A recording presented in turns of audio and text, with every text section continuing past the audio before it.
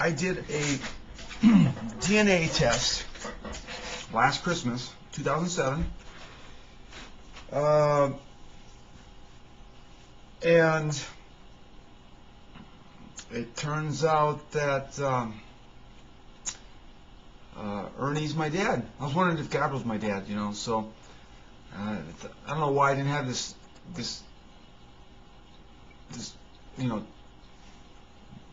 why didn't I get a DNA test to find out who my parents are, right? So I found out that both of them, Kathy and Ernie, are my parents, and that. But when I got the test back, one second. The test was done with GTL DNA services,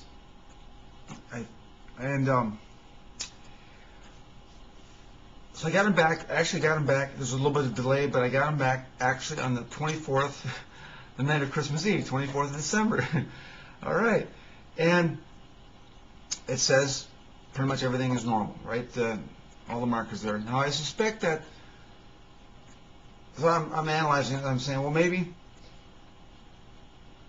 there's more markers that indicate that there's something different going on. Say with let's just say I had some offspring out there. The way my story works is that it looks like the kids look like their fathers, their paternal fathers, and maybe they are in some fashion a son of the father. It's kind of weird if I'm having an immaculate conception going on. What seems to be happening is that they get all the characteristics of the surrogate father, and yet it's not really surrogate if they have all the characteristics of the father, and yet somehow I have my markers around there somewhere.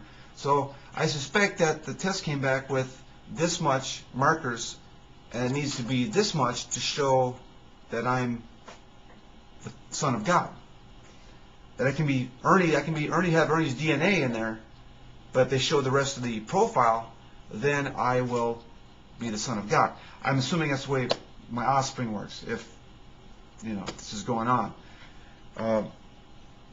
So I asked them for I'm into this oath thing now, at this time, and I'm like, well, listen, I just want to find out if this is the truth. Can you get this notarized? And I just need to say, I swear under oath to the top and say this report, the Chris Roller of his DNA report, is the truth. And I'm willing to believe that can come back as true.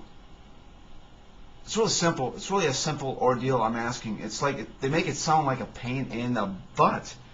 And they got every excuse up the yin-yang for not doing this. I've heard it all. Not from just them, but everybody that I try this to. It's really simple. They even said they had a notary there, but somehow they got some excuse that it's an employee and we can't have that happen. I'm just like, just get it signed. I just want to know if this is the truth. And I can suspect that this comes back as the truth, but it's missing, like I say, my next step would have been, okay, this is the truth, but I need to find out if there's more to it. And I would maybe ask, does Chris Roller have markers that indicate that he is the Son of God? That would be another test. But they stopped at that first one. They refused to do it, and one second. So I get in contact with the manager. His name is Stefan, and he's really cool. And we're joked around. Actually, our correspondence, we joked around a lot about different things. And I'm just trying to say, I would just like this report done, and there's excuses. Like I say, he's cool. But in the process, he goes, we got this. One second. See, I guess there's actually a legalized version in which somebody actually witnesses the sampling of the DNA, mother and father, and me as a son.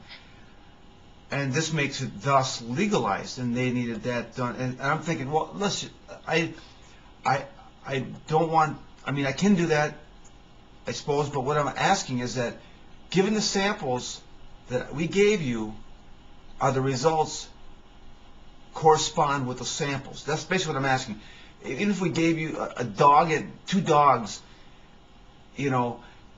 and whatever we gave you for samples, is the results accurate based on those samples that we gave you? So I'm not even asking for the legalized version. I'm just looking for is this the truth? Is this result the truth? And there was, oh, we don't want to deal with this, we can't do that with the notary thing. And it's, one second. But the first response from Stefan, the first time I introduced him, he's telling me why we can't do what I'm asking. It needs to be a special collection in a legalized format. And yet my way makes sense too, but not to anybody that doesn't want to listen to me. But at his first message back to me is he's the general manager, Stefan, of this place, and he says, what is moth DNA? And I haven't seen that in like 2 years. I haven't seen that. It turns out I emailed all the DNA places about 2 years ago. One second. So that was back in March 2005. So 2.5 years earlier, I sent out an email to literally every DNA place talking about this moth thing, magic offspring, and didn't get one response. Didn't get one response from them, but evidently he kept it around for 2.5 years. And he somehow knew my name, name Chris Roller pops up. This is the crazy man. I was talking about, this moth thing, and we kind of gotta like, kind of keep it, quiet from the public. We don't want anybody to know that, I'm populating the world with my demon offspring, and we got to work together at this, right? Didn't get one response back in 2005 from anybody. But now all of a sudden he asks, what is moth DNA? or what was it? What is moth? Anyway, so then the game was on. So now I'm talking about everything, and we're joking around about this whole concept, and so what's the deal? I want to know if I'm God or son of God or whatever the hell's going on. I want to know what's going on. So, it's Christmas time. People want to know, right? So, basically, I got nothing out of him. I couldn't. He was funny as heck. Stefan was great. But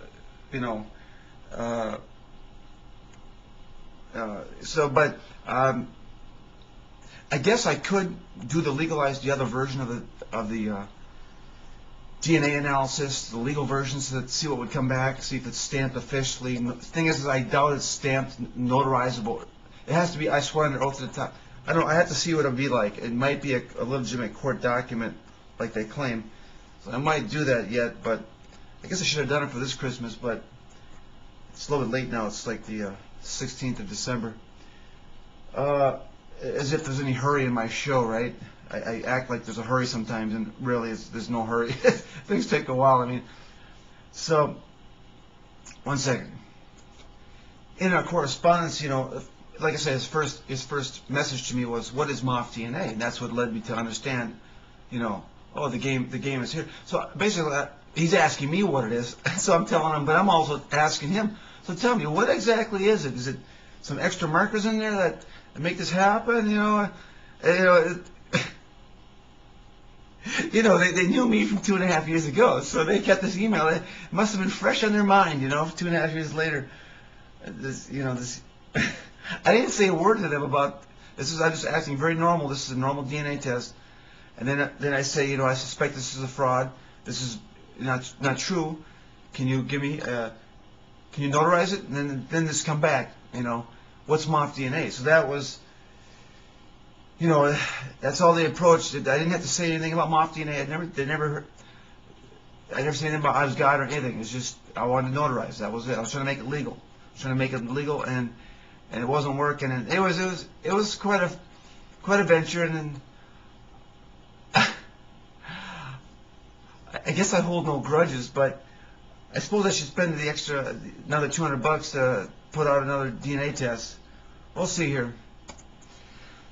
So what I will try, I can't get I doubt I can get the DNA test done in 10 days. So, but I can try to see if Susan over at the VA can notarize a statement that says that I am not the Son of God.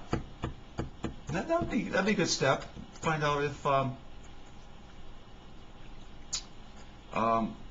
you know, that would be the, if she can sign it, then I guess not. So, and if she can't sign it, then, if she cannot sign it, then that would be sort of a significant thing. But I don't know. You never know what might happen. I'll give it a shot, though.